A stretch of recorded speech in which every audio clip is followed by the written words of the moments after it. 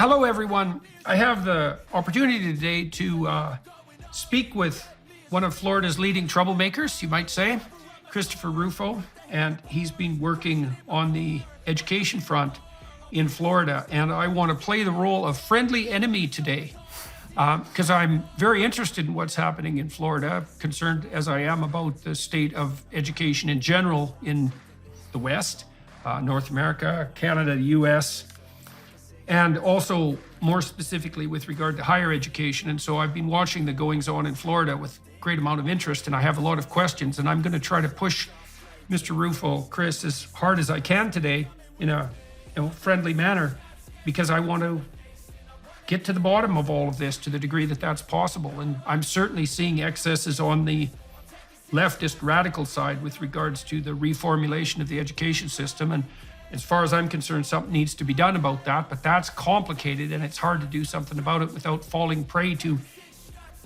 potential excesses on the more conservative and traditionalist side. So we're going to hash that out today. At least that's my plan. So welcome, Chris. It's good of you to agree to talk to me today, and I'm really looking forward to this. Yeah, likewise. It's a pleasure and an honor to be with you, and look forward to the conversation.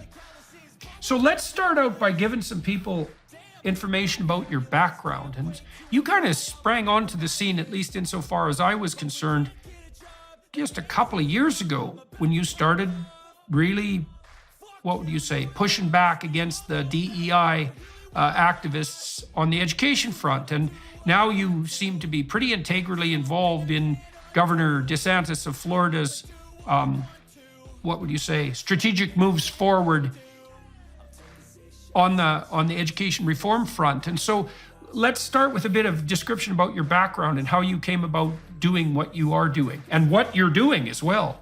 Yeah, well, I think my background is pretty different than a lot of the folks in the conservative world or the conservative movement. I grew up as a kind of a young man of the left. That was my politics, kind of hard left politics as a teenager. My family members were kind of in a long tradition of kind of left wing and even kind of Marxist and communist activism. But then over the course of my adulthood in college and then after college, I spent about 10 years directing documentaries all over the world for PBS, sold a film to Netflix and other international TV stations. And that left-wing worldview totally fell apart. I started working in the conservative world, started doing journalism, and then, of course, I think sprung onto the scene, as you said it, with my work exposing critical race theory, first in government, then in K through 12 schools. And I think part of my background that is maybe even helped make me successful in this is that I know how the left thinks intimately, and I don't think that's true for my opponents. I don't think that they know how the right thinks. I don't think they know how conservatives think. They don't think the right does think. Yeah, that's right. Yeah, I get there was that great line, I think, from that conservatism is a series of irritable gestures. It's so condescending, and I think that while you could let that bother you or you could let that annoy you, it actually presents a strategic advantage for conservatives because we know how our opponents think. I think in many ways I can make the argument on my opponent's behalf better than they can. And then they look at us just like we're barbarians at the gate. And so it's fun. And even playing that role a little bit, kind of leaning into it with a wink, playing the barbarian, for me has been quite entertaining and quite amusing.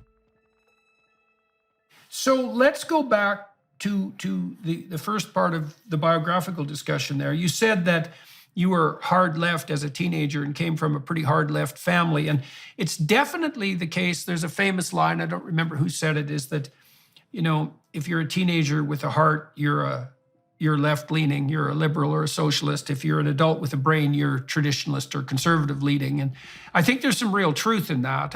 Also partly, and this has to do with your characterization of conservatism as a series of irritable gestures. One of the things that young people are looking for to orient themselves in the world is a cause that's noble that they can identify with. And it's really up to the community to provide that vision, which is part of their enculturation. And conservatives have done a dreadful job of that, I would say, and liberals as well, like the true liberals, not the leftist type. So when you were a kid, teenager, what do you think was specifically attractive to you, both personally and philosophically, about what was being offered to you on the left?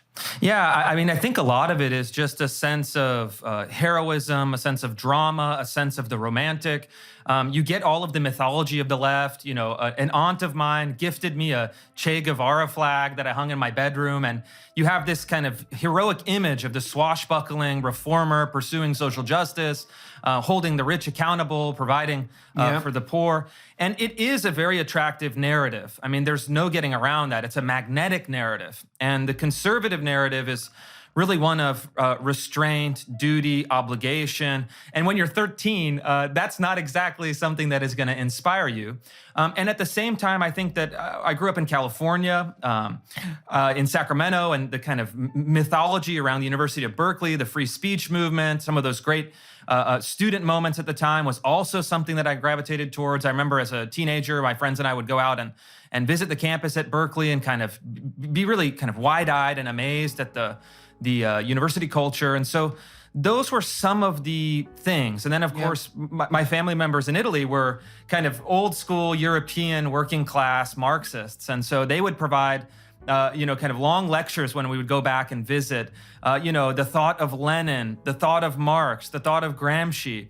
They approached it from a theoretical basis that was, to me at the time, very attractive because it was putting an intellectual frame to politics. And so it engaged me mentally as well. And so it's an attractive So it was package. your first introduction to political theory, really. Well, so the other thing we could point out, too, is that there is a very real issue at stake here, a couple of very real issues. We're going to give the left its due.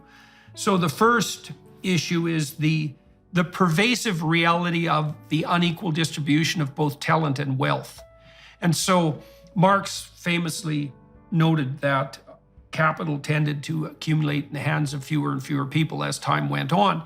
Now, the cataclysmic mistake that Marx made, one of many, was to assume that there was something unique about capitalism in the production of inequality. And there's much more thorough work done now on all sorts of theoretical fronts, ranging from physics to economics, demonstrating that proclivity of resource, let's say, or even substance for that matter, to be unequally distributed is extremely pervasive. And so, for example, it is the case that most of the world's capital is in the hands of a relatively few people. But it's also the case